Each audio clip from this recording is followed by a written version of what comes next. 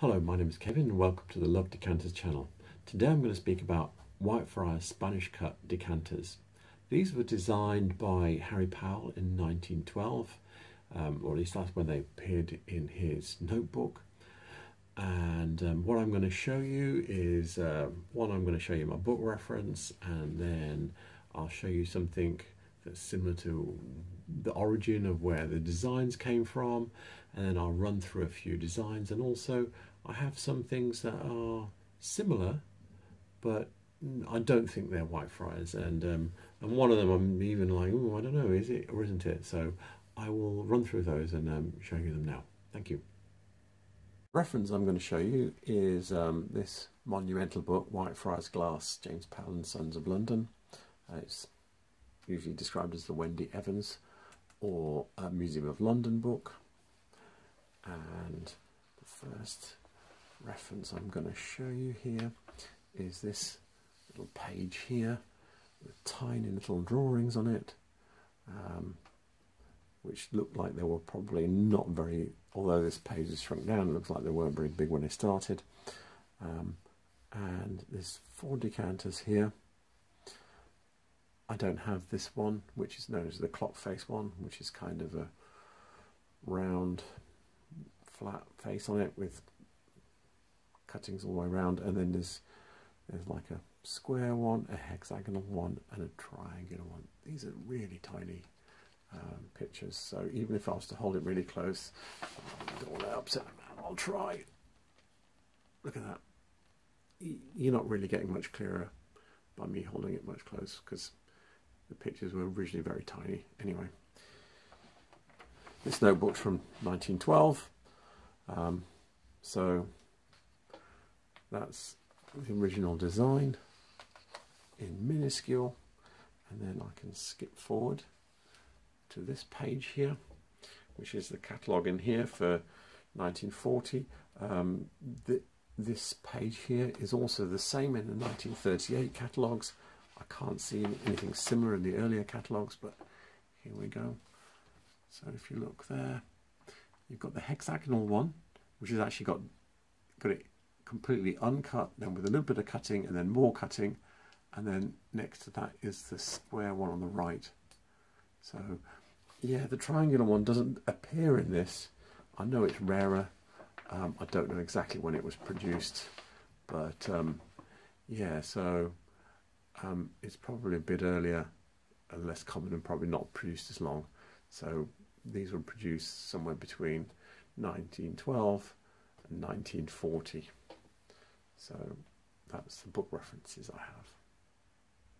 So the first thing I'm going to show you is this mid-18th century cruet bottle, which has the style of cutting that they're calling Spanish cut.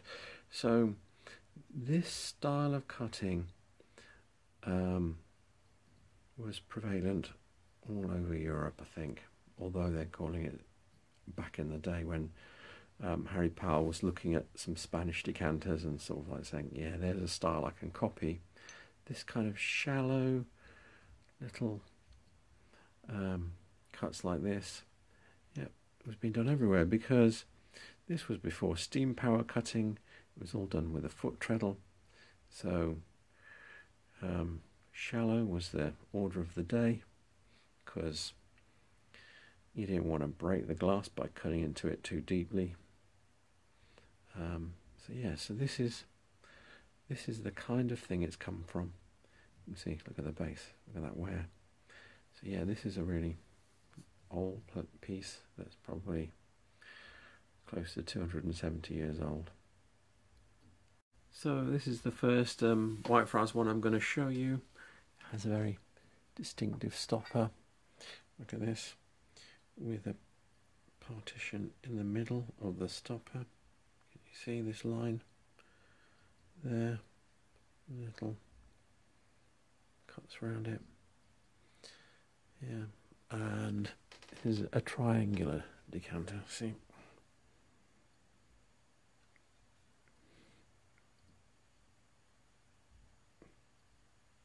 I don't know what you call this kind of triangle, but it's the kind where you put 2 together and you make a square.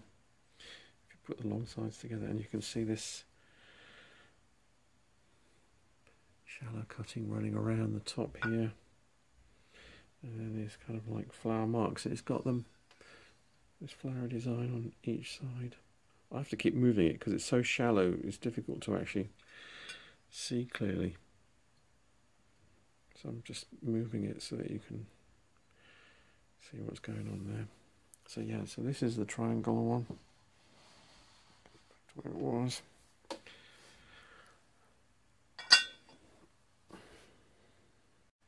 So here's the next one I'm going to show you. It's the square one. You can see exactly the same stopper as well, with the line up the middle. Yeah. And a similar kind of flowery pattern. The other two. Pontle in the middle.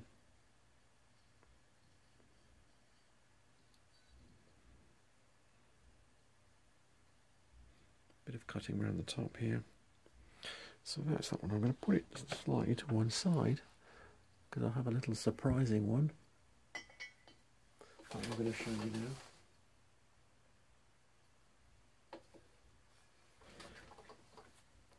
This one.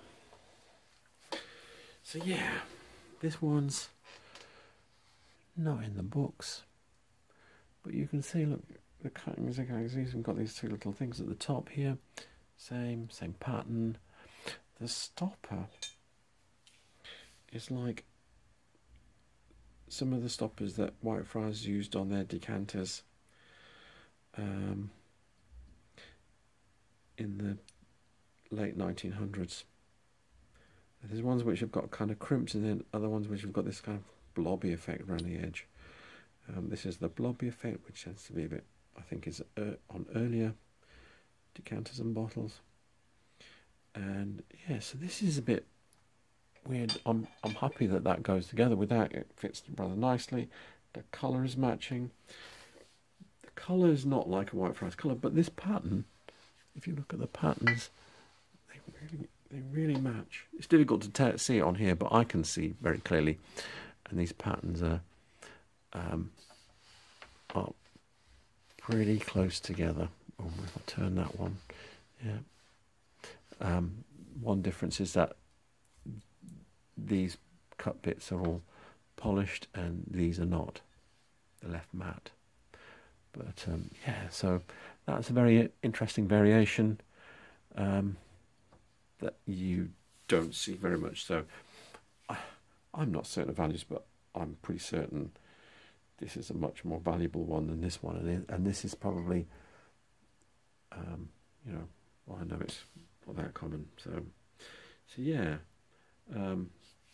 there are variations. This is telling me there are variations, and you need to watch out for them. I'm just doing a little bit of editing for this film, and I spotted I made a mistake.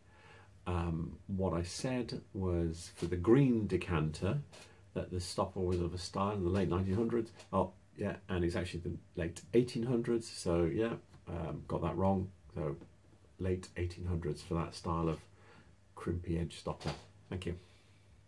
So I'm bringing in another one to put next to this one, and this one I often see this is Whitefriars, and I thought it was Whitefriars, but try as I might, I can't find a reference for this.